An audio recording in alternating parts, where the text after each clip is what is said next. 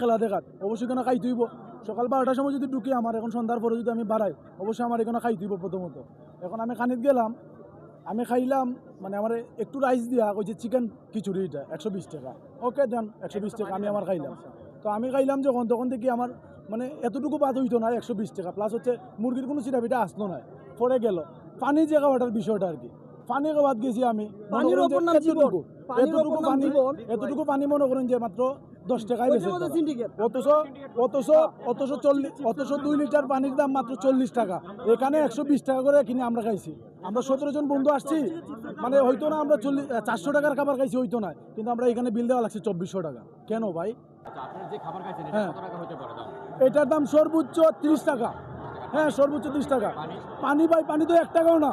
কেন 1 টাকা দেবো? আমি 40 টাকা পানির বোতল কিনতে পারতেছি, এই জায়গায় আমি 120 টাকা কিনতেছি। কেন? শুধু আমি সিলেটকে ভালোবাসি বলে আমি আমার সিলেটের খেলাটা একটু ধৈর্য নিয়ে দেখি।